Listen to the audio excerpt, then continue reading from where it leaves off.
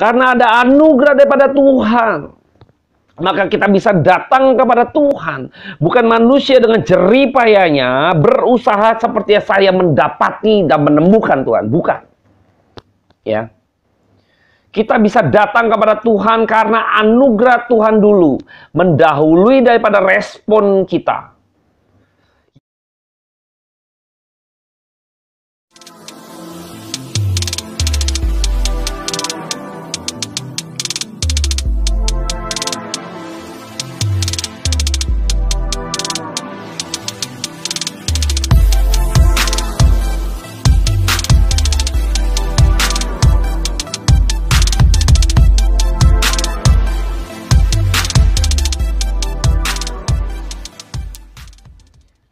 Shalom, selamat malam teman-teman dan rekan-rekan sekalian. Pada kesempatan malam hari ini saya kembali menyapa kita semua.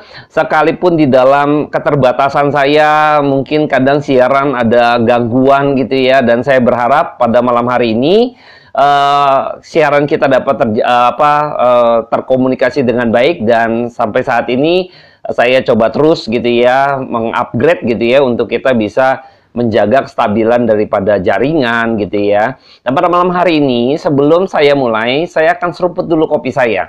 Seperti biasa, saya sudah ditemani cappuccino saya, dan pada malam hari ini kita akan bahas orang yang buta sejak lahir. Seruput dulu kopinya.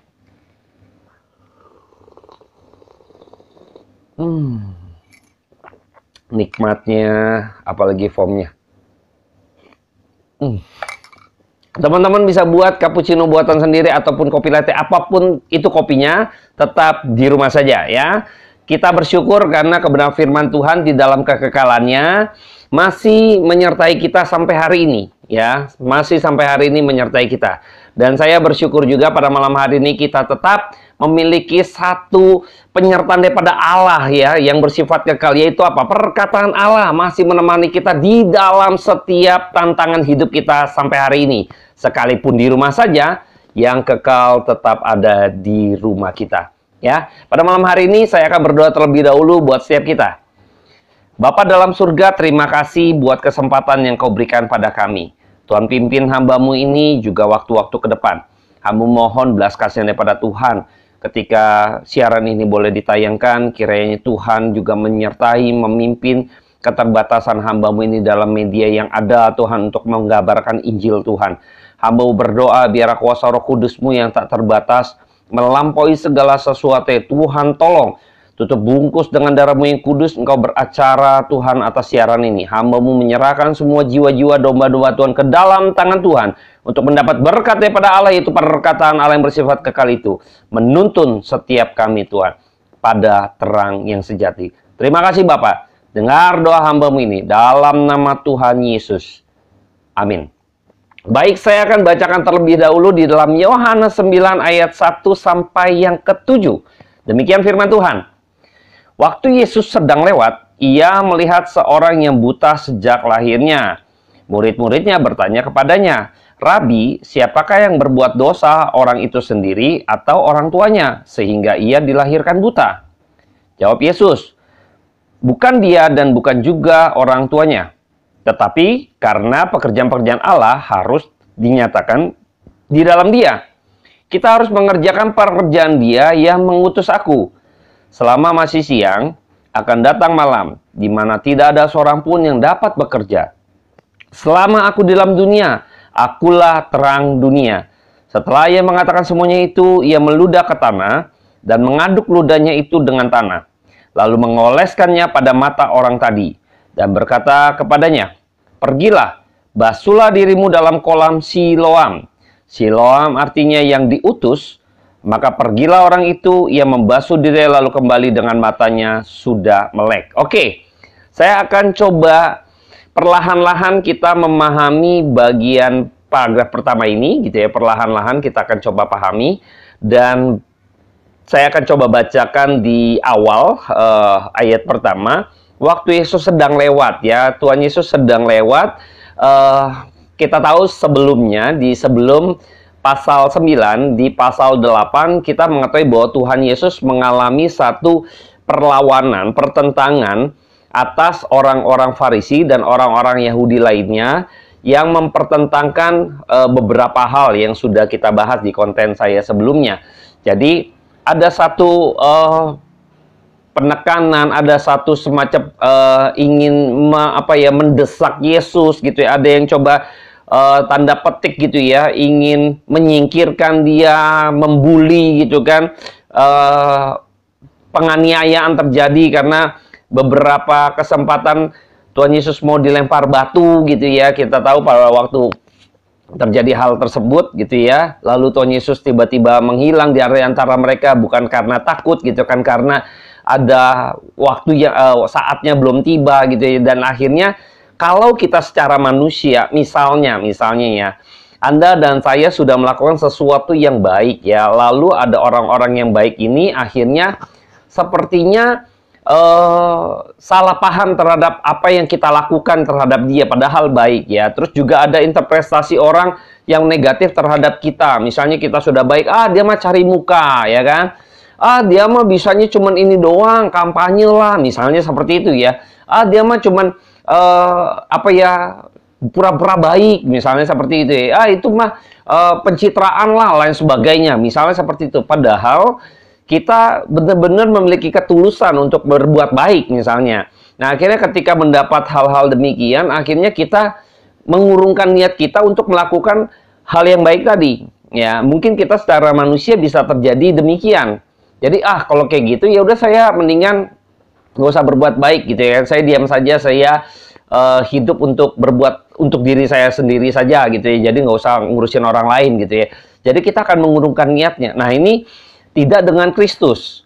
Tuhan Yesus pada waktu itu lewat ya, waktu sudah lewat, sekalipun dia mengalami sesuatu yang tidak enak ya, yang akhirnya membuat diri dia harus mungkin gitu ya, merasa kalau kita secara manusia, dunia digituin mulu nggak enak ya. Tapi Kristus tidak memiliki satu down gitu ya, seperti kita manusia. Tidak, Kristus tidak menjadi down, tetapi Yesus Kristus justru tetap melakukan sesuatu yang baik gitu loh.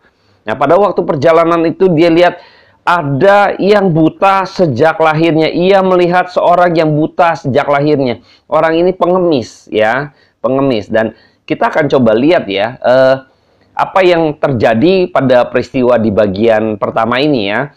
Nah, saya coba bacakan ulang. Di ayat yang kedua, kita step by step gitu ya, pelan-pelan ya. Nanti teman-teman juga akan menemukan mungkin kebingungan, sebuah paradoks gitu ya, tapi sebenarnya ada satu keindahan di dalamnya. Sebenarnya bukan paradoks yang berlawanan, saling mengkonter seperti itu ya, tidak, tapi paradoks yang akhirnya melihat dalam sisi keindahan gitu ya, yang linier sesungguhnya ya. Nanti saya akan pelan-pelan ya. Jadi teman-teman jangan berasa, wah ini berat gitu ya. Enggak, kita kaum awam mesti belajar firman ya. Ingat ya, ini tugas dan tanggung jawab kita sebagai orang percaya, mengenal Allah di dalam kebenarannya. Karena ini yang diinginkan oleh Alkitab, yang diinginkan oleh Allah di dalam firman Tuhan. Ya, saya akan coba bacakan ulang. Murid-muridnya bertanya kepadanya. Jadi ini percakapan yang pertama adalah muridnya dengan Yesus gitu ya. Rabi, siapa yang berbuat dosa? Orang ini sendiri atau orang tuanya? Sehingga ia dilahirkan buta. Nah, ini mungkin murid-muridnya juga memiliki rasa keinginan tahu ya, karena pada dasarnya proses kelahiran itu kan tidak bisa diintervensi oleh manusia, ya. Truly tangan Tuhan, ya, sepenuhnya tangan Tuhan, ya. Jadi waktu dia taruh mata, taruh hidung, kuping dan lain sebagainya, bukan seperti kita merakit mesin gitu ya, misalnya motor gitu ya. Jadi ada human error gitu ya, karena ada intervensi manusia yang human error ada, misalnya gara-gara cepet-cepet gitu kan, karena isi mau melahirkan, mau pulang cepet-cepet gitu kan, pasang gitu kan, lupa spakbornya lupa dipasang ya kan gitu ya. Jadi ada human error gitu loh. Tetapi apakah iya Tuhan mengalami satu seperti kita manusia, ada human errornya gitu ya? Apakah ada gitu kan Tuhan, aduh kilaf saya ya, lupa kasih mata anak ini. Nggak mungkin ya, Tuhan lupa kasih mata, meletakkan dua matanya, aduh ketinggalan lagi nih, aduh udah lahir lagi dia gitu kan, matanya ketinggalan, nanti aja deh, titip Tuhan Yesus dia nanti waktu ke dunia gitu kan, dikantongin dulu gitu kan. Kan nggak gitu, ya. Nggak begitu, ya. Jadi ada satu rasa ingin tahu dari murid-muridnya, karena tahu ini kelahiran ini adalah tangan Tuhan, ya. Waktu misalnya dilahirkan dalam keadaan yang seperti ini, berarti ada sesuatu, yaitu dosa. Nah, dia pertanyakan karena gini, pada waktu zaman Yesus seringkali orang kusta itu dianggap ada tulah atau kutuk atau hukuman daripada Tuhan, ya.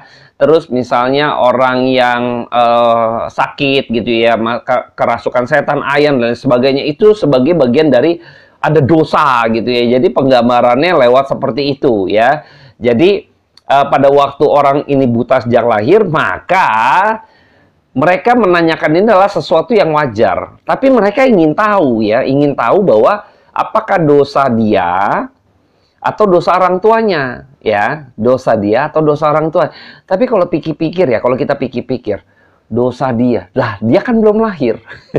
Jadi dia buta sejak lahir, bukan buta karena misalnya waktu lahir tidak buta, lalu karena ada satu kesalahan apa, dia makan apa, terus dia nggak hati-hati, matanya kena cairan kimia, misalnya lalu dia buta gitu ya. Lalu kita bisa tahu bahwa ada kecelakaan gitu, ada musibah, ada sesuatu yang emang dari pihak subjeknya itu sendiri, orang itu sendiri. Kita bisa bicara demikian, tapi dosa orang ini atau orang tuanya. Nah, dosa anak yang baru lahir kan belum, ya kita bilang secara manusia gitu ya. Orang baru lahir di rahim ya belum ada dosa ya. Nah, ini nanti menemukan paradoks.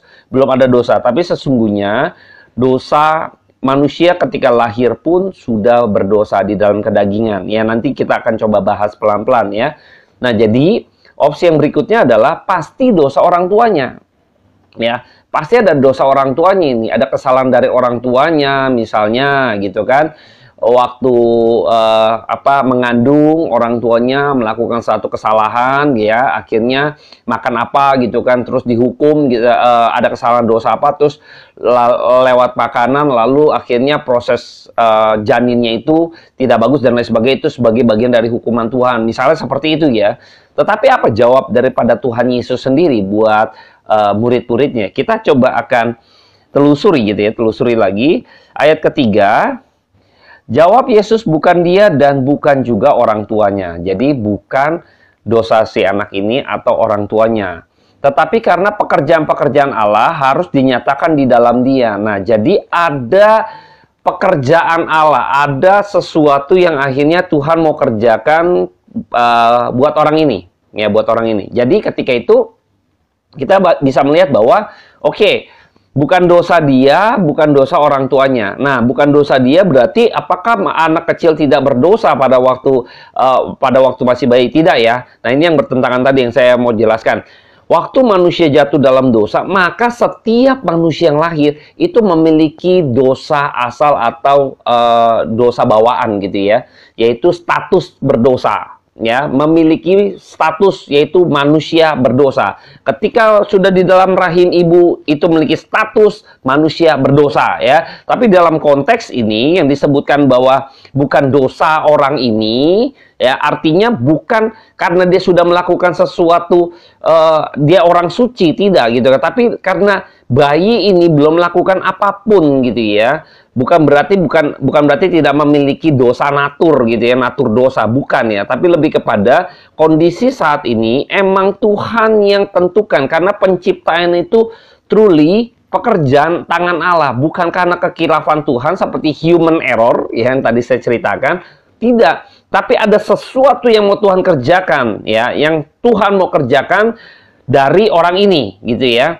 Nanti kita akan telusuri lagi gitu ya. Jadi Tuhan, seringkali kita coba sudah memiliki persepsi sendiri terhadap misalnya teman kita, tetangga kita, orang lain yang di sekitar kita. Misalnya, wah, dia nih misalnya kena satu penyakit tertentu. Katakanlah misalnya, ini misalnya ya contoh karena lagi COVID gitu ya. Misalnya, wah, orang yang kena COVID berarti orang itu dihukum Tuhan. Misalnya seperti itu gitu ya. Ya nggak gitu juga gitu. Kita nggak boleh terlalu sempit gitu ya, nggak boleh terlalu cetek gitu untuk bisa memutuskan apakah ini dosa daripada si A, si B gitu ya. Kita nggak bisa simpulkan demikian, nggak boleh gitu ya. Kita harus benar-benar yang kita ketahui adalah bahwa ada sesuatu yang kalau katakan hukuman Tuhan dosa itu kan sesuatu yang tidak menyenangkan. Misalnya penderitaan, ya kan, kesukaran, penyakit, terus hal-hal demikian lah. Jadi dianggap Tuhan kutuk, ya kan, Tuhan hukum, ada dosa kamu gitu ya. Nggak semuanya demikian. Di dalam kedaulatan Allah gitu, Allah mengetahui ya. Misalnya, saya ambil contoh misalnya Rasul Paulus, ya kan. Rasul Paulus kita tahu bahwa ada duri dalam daging, ya kan, dan Tuhan izinkan itu, ya. Semua rasul hidupnya juga nggak enak, menderita, ikut Tuhan gitu loh, ya, menderita gitu ya. Jadi kita nggak boleh simpulkan terlalu cepat gitu ya bahwa ini hukum Tuhan, tidak. Contohnya Ayub itu saleh, ya. Ayub kan saleh, terus Tuhan izinkan untuk iblis gitu kan mencobai gitu kan. Nah, Tuhan izinkan nih, Tuhan uji Ayub ya. Lalu iblis mau mencobai Ayub gitu ya. Tuhan izinkan. Nah, ketika Ayub dalam kesalehannya, lalu semuanya ternaknya lah, anaknya diambil, harta bendanya diambil, bahkan dia kena sakit gitu ya. Nah, itu dalam izin Tuhan. Apakah kita boleh menyimpulkan bahwa itu berdosa, Ayub berdosa? Tidak. Pada waktu itu kita tahu bahwa Alkitab pun mencatat bahwa Ayub ini saleh sampai Tuhan tanya gitu, engkau lihat gak hambaku Ayub gitu kan, yang saleh jujur gitu kan, gak ada orang seperti dia gitu ya. Di hadapan Allah itu Ayub itu begitu dipuji gitu di hadapan Tuhan gitu loh. Tuhan mengakui hal itu, mengatakan kepada iblis, bayangkan. Terus akhirnya dia mengalami sesuatu yang buruk terjadi, bukan karena dia dosa gitu, tidak. Kita nggak boleh demikian ya. Maka kita harus benar-benar mendalami gitu ya. Kita ada juga sesuatu yang buruk terjadi oleh karena ada dosa, atau ada karena yang dikerjakan oleh manusia itu sendiri, kesalahan dia yang dia harus tuai gitu ya. Misalnya dia main api, dia kebakar, itu dia udah resiko gitu loh. Dia bermain api, dia kebakar, dia itu namanya dia mencobai diri sendiri gitu ya. Dia mau mencobai Tuhan juga. Wah, kacau ini ya. Saya nggak cerita yang itu ya, sama seperti kita nih, ada kesalahan-kesalahan yang dibuat oleh orang itu sendiri. Tetapi dalam kasus ini, orang yang buta sejak lahir ini tidak demikian, tetapi emang dalam rencana Allah, di dalam kedaulatan, di dalam kekekalan. Bukan Allah ketinggalan mata gitu, lupa, kilaf gitu ya. Aduh, Tuhan Yesus nanti titip ya mata ini buat orang itu gitu ya. Tidak ya. Tetapi emang di dalam kekekalan sudah dirancang oleh Tuhan ya. Akhirnya pas waktunya tiba, Tuhan Yesus datang gitu ya. Ini bukan kebetulan. Karena di dalam perjalanannya tidak ada satu pun kebetulan. Di dalam perjalanan Kristus, di dalam perjalanan manusia, di dalam sejarah, tidak akan ada yang namanya kebetulan. Maka Yesus datang justru untuk menggenapi apa yang di dalam rencana kekal Allah, yang akhirnya digenapi pada orang ini, dan tiba saatnya di dalam usianya yang sudah dewasa. Nah, nanti kita akan lihat usianya yang dewasa. Bayangkan ya, sejak lahir sampai dia dewasa. Waktu dia lahir kita gelap, buta gitu ya. Maksudnya kita nggak bisa lihat apa-apa ya. Ini penggambaran juga dari manusia berdosa ya. Konsep manusia berdosa. Jadi di dalam rahim ibu itu kan gelap gitu kan. Tidak ada cahaya gitu ya. Dan si anak, cabang bayi ini pun tidak bisa melihat terang gitu ya. Kita sudah lahir di dalam dunia yang gelap ya. Rahim itu seperti dunia yang gelap. Inilah kita manusia berdosa, berada di dalam dunia yang gelap. Pada waktu anak itu bisa melihat, punya mata gitu kan, keluar gitu kan, bisa melihat terang, tetapi anak ini buta ya. Buta sejak lahir. Ini penggambaran manusia berdosa, kita gitu ya, berada di dalam dunia yang gelap, dan kita pun di dalam status keberdosaan yang membuat diri kita di tengah dunia yang gelap itu, dan kita pun buta secara rohani. Betapa mengerikannya hidup seperti itu ya. Ini menggambarkan diri kita, manusia berdosa. Rahim gelap, begitu keluar dari rahim, dia juga nggak bisa menikmati tang. Gelap. Waduh, betapa gelapnya kegelapan itu. Nah ya, kebayang ya, betapa gelapnya kegelapan itu. Betapa dunia gitu ya. Dan kita berada di tengah-tengah kegelapan dan kita nggak bisa lihat. Ngeri sekali ini. Ini sesuatu yang sangat mengerikan yang harus kita pikirkan baik-baik. Kalau Anda dan saya di dalam dunia sementara ini, kita sebenarnya di dalam kegelapan. Dan celakalah kita juga tidak bisa lihat mana terang. Kalau anak ini misalnya gitu ya, terlahir katakanlah nggak sempurna, tapi masih bisa lihat mata.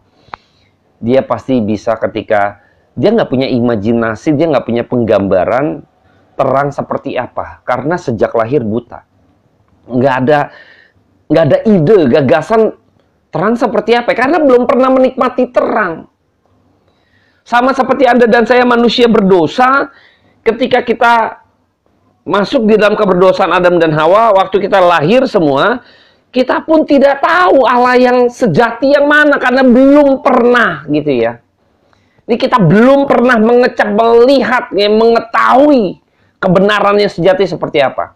Maka sampai kapanpun manusia berdosa tidak akan pernah bisa mengenal kebenaran yang sejati. Mengenal Allah yang sejati. Kalau bukan Allah yang sejati itu, kalau bukan kebenaran yang sejati itu datang memperkenalkan diri, datang kepada kita. Inilah poin di bagian pertama. Ya. Jadi ketika Tuhan Yesus menjawab itu, ada pekerjaan Allah, lalu dia menjamah gitu ya. Kita telusuri lagi jawab daripada Tuhan Yesus, ayat keempat. Kita harus mengerjakan pekerjaan dia yang mengutus aku. Tuhan sedang melakukan pekerjaannya. Ada pekerjaan-pekerjaan Allah yang harus dilakukan pada orang buta ini. Nah, Tuhan bilang, kita harus mengerjakan pekerjaan dia mengutus aku. Ya. Selama masih siang, ada datang malam, di mana tidak ada seorang pun dapat bekerja. Ya, kita di dalam dunia, kita orang percaya, ini murid-muridnya diingatkan lagi, kita diberi kesempatan di dalam kesementaraan kita untuk melakukan pekerjaan-pekerjaan Allah yang mulia dan bersifat kekal. Salah satunya adalah penginjilan. Rasul-rasul ya harus menginjil, memberitakan kebenaran. Demikian pun Anda dan saya, di dalam hidup kita yang sementara, kita diberi satu kesempatan untuk bisa membawa jiwa-jiwa, untuk mereka bisa datang kepada Kristus. Gimana caranya, Pak? Saya ini kaum awam, saya ini bukan pendeta, saya ini bukan pengerja, saya ini bukan penginjil, saya ini bukan orang aktif di gereja, saya jemaat awam, bagaimana saya bisa gitu ya? Simple zaman sekarang. Anda dan saya forward aja pemberitaan firman Tuhan banyak tumpah yang benar-benar gitu, yang sejati. Misalnya channel ini, Anda sharing saja gitu loh. Sudah, Anda sudah berbagian di dalam pekerjaan Tuhan penginjilan. Kita nggak pandai, tapi kita punya relasi, kita punya gadget, kita punya media sosial, kita punya akun yang bisa kita sebarkan gitu loh. Silakan. Mari kita turut bekerja selagi masih ada kesempatan. Satu kali mungkin kita tidak ada kesempatan lagi. Ketika tidak ada kesempatan lagi, wah akan datang malam nanti. Kita nggak tahu masanya seperti apa. Tapi kalau kita diberi kesempatan sampai saat ini gitu ya, ada di mana masa Anda dan saya gitu. Misalnya saya ambil contoh hal jasmani dunia ya, sekuler gitu. Dalam dunia sekuler kita nggak pernah tahu gitu ya. Tiba-tiba pertunjukan sirkus ya. Udah lama kita nggak tahu ya sirkus ya. Anak zaman sekarang mungkin sirkus apa tuh ya Pak gitu ya. Dulu waktu zaman saya kecil, papa saya pernah ajak saya nonton sirkus. Sekarang mana tahu, tiba-tiba COVID begini. Semua pertunjukan sirkus ya tidak bisa lagi tampil. Nggak pernah kepikir gitu loh. Ada satu masa di mana tidak lagi bisa. Nah, bayangkan ya, kalau kita diberi kesempatan dalam pekerjaan Tuhan di dalam dunia, mungkin ada satu masa di mana kita sudah sulit lagi untuk menginjil. Bahkan kita mungkin tidak memiliki kesempatan lagi, misalnya listrik padam, infrastruktur, kita masuk di masa-masa seperti itu gitu kan. Akhirnya penginjilan itu terhambat, misalnya di beberapa negara gitu ya. Penginjilan itu nggak semudah yang ada di Indonesia saat ini gitu ya. mungkin ada masa seperti itu. Maka ketika ada kesempatan, yuk teman-teman pergunakan. Pergunakan segala sesuatu yang ada padamu untuk pemberitaan Injil, ya. Untuk pekerjaan Tuhan yang mulia. Ini yang Tuhan kerjakan, yaitu apa? Ada pekerjaan Allah. Tuhan ingin menyatakan, ingin menginjili. Bukan hanya untuk Tuhan datang sebagai terang, ya. Dia bukan hanya datang untuk orang ini saja, tetapi untuk orang-orang lain. Ya, coba kita lihat lagi. Kita telusuri lagi. Ayat kelima. Selama aku di dalam dunia, akulah terang dunia. Tuhan itu terang. Dia datang bukan untuk menerangi orang ini saja yang buta sejak lahir, tidak. Orang yang buta sejak lahir ini juga dianggapnya juga orang luar. Ya, orang-orang Yahudi seperti orang-orang eksklusif yang tidak bergaul dengan orang-orang seperti orang-orang buta ini, orang-orang yang dianggapnya dihukum Tuhan. Mereka eksklusif seperti ini, di dalam, di internal saja, tetapi Kristus datang justru keluar yang ada di sana. Ya. Jadi Kristus ini bukan milik orang Yahudi. Bukan hanya orang ada di dalam saja, tidak. Tapi Kristus ini milik orang-orang yang ada di luar sana. Inilah Kristus, ya. Bukan milik dari ras tertentu, tidak. Tidak secara regional gitu kan, geografis, tidak. Tapi melampaui itu semua. Maka orang buta ini seperti penggambaran daripada orang yang ada di luar sana. Tuhan ini milik orang-orang, milik domba-dombanya. Ya, nah, orang buta ini ketika Kristus datang karena dia terang, dia harus mengerjakan itu, dia harus datang kepada orang berdosa ini. Orang buta ini perlambangan orang berdosa. Dia datang buat apa? Buat Anda dan saya. Supaya kita memiliki terang. Kita nggak ada gagasan mengenai cahaya. Kita nggak ada gagasan Tuhan yang sejati, kebenaran yang sejati seperti apa, kita nggak tahu. Karena kita nggak pernah mengecap. Yang ada kita hanya meraba-raba saja. Dan akhirnya ketika kita mengetahui, kita bisa mengetahui ketika terang itu harus datang. Maka waktu kita dicelikan, maka kita bisa menikmati terang itu. Jadi kita mengetahui ini terang. Ada satu sukacita yang berbeda. Ada satu sukacita yang berbeda. Ya. Coba kita telusuri lagi di bagian yang ke-6. Ayat ke-6. Setelah ia mengatakan semuanya itu, ia meludah ke tanah dan mengaduk ludahnya itu dengan tanah, lalu mengoleskan pada mata orang buta tadi. Jadi ada tindakan Yesus, ini juga menarik ya. Manusia pada waktu diciptakan dari debu dan tanah, dan juga Tuhan dari mulut Tuhan hembuskan nafas. Ya, ada pekerjaan Tuhan, maka manusia itu hidup. Ya, sebelum jatuh dalam dosa gitu ya, pada waktu sudah jatuh dalam dosa mati secara rohani. Maka Tuhan mengambil tanah dan ludahnya gitu ya, mengaduk ludahnya dengan tanah ya. Jadi ada unsur dari mulut Allah gitu kan kepada tanah yang fana ini. Harus ingat ya teman-teman ya. Mulut Tuhan atau yang keluar dari mulut Tuhan itu perkataan Allah, firman-Nya. Manusia bukan hidup dari roti saja, bukan dari jasmani saja, bukan dari tanah tadi, daging tadi ya, tanah ya. Tapi dari setiap perkataan yang keluar dari mulut Allah. Jadi saya nggak bilang ludah itu perkataan Tuhan, tidak. Maksudnya ada unsur dari perkataan Tuhan, dari mulut Allah gitu ya. Maka di situ manusia yang fana ini bisa kembali gitu kan. Posisi kita dikembalikan, ya kan? Kita dikembalikan posisinya kepada semula. Pada waktu manusia diciptakan gitu ya. Maka perkataan Allah gitu kan, unsur daripada Allah gitu kan, yang sudah hancur tadi karena dosa, sekarang Tuhan harus pulihkan. Ada pemulihan di dalam yang jasmani tadi, harus unsur kekekalan itu yang memulihkan keadaan manusia berdosa kembali kepada posisinya semula. Ini poinnya nih ya. Jadi saya berharap kita benar-benar mengerti bahwa penggambaran orang buta ini adalah kita manusia berdosa yang ada di tengah-tengah dunia yang gelap, seperti di rahim orang tua yang gelap. Kita nggak tahu apa-apa, nggak ada yang tahu rahim kapan saya lahir gitu kan, rahim seperti apa kita nggak pernah tahu karena gelap, ya gelap. Saya coba lanjutkan lagi. Ini ada tindakan daripada Tuhan ya terhadap pemulihan manusia berdosa, harus dari Allah dengan caranya Allah gitu ya, keunikannya ya. Dan berkata kepadanya, ayat 7, pergilah, basuhlah dirimu dalam kolam Siloam. Siloam artinya yang diutus. Maka pergilah orang itu membasuh dirinya lalu kembali dengan mata yang sudah melek. Nah, Siloam ini ada bahasa gambar juga kalau kita bikin sin, Siloam artinya yang diutus gitu ya. Waktu Tuhan Yesus mengoleskannya ke matanya, suruh basuh ke kolam Siloam. Siloam artinya yang diutus. Dia harus datang kepada yang diutus. Siapa yang diutus? Kristus yang diutus. Tadi sudah dikutip, saya kutip lagi. Kita harus mengerjakan pekerjaan Dia yang mengutus aku. Kristus ini yang diutus dari Allah Bapa. Dia suruh ke kolam Siloam. Siloam artinya yang diutus. Dia pergi datang kepada yang diutus. Manusia yang berdosa bisa datang kepada Tuhan yang sejati karena ada anugerah daripada Tuhan. Maka kita bisa datang kepada Tuhan. Bukan manusia dengan jerih payahnya berusaha seperti saya mendapati dan menemukan Tuhan. Bukan. Ya. Kita bisa datang kepada Tuhan karena anugerah Tuhan dulu mendahului daripada respon kita.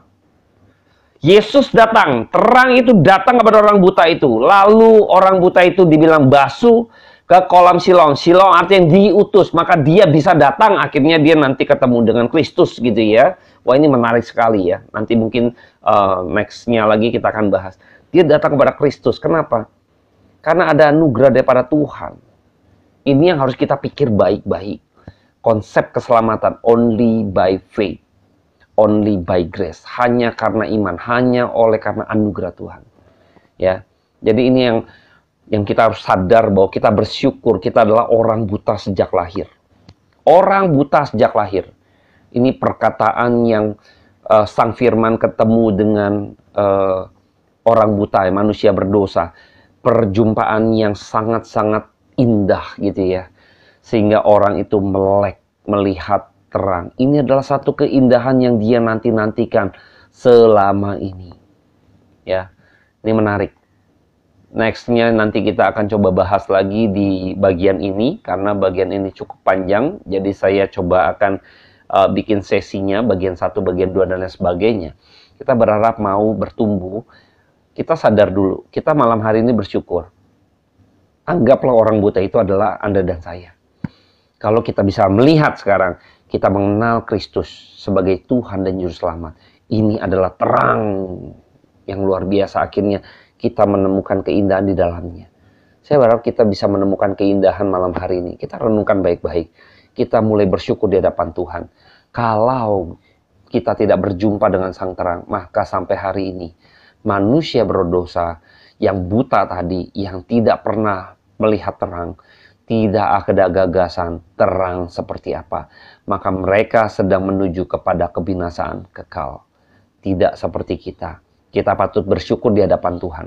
Malam hari ini saya akhiri recovery, ngopi bareng di rumah saja. Saya akan berdoa buat setiap kita. Bapak, terima kasih buat kebaikan yang Tuhan berikan buat hamba-Mu ini dan setiap rekan-rekan yang mendengar kebenaran firman Tuhan.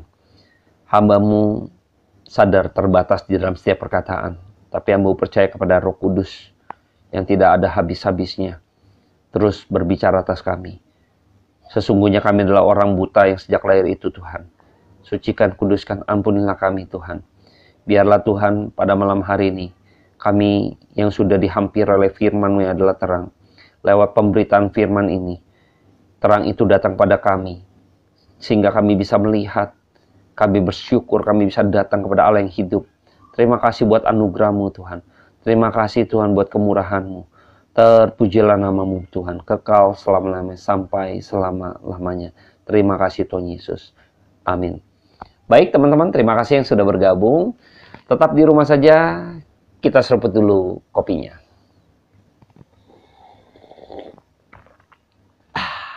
Thank you. Tuhan Yesus memberkati.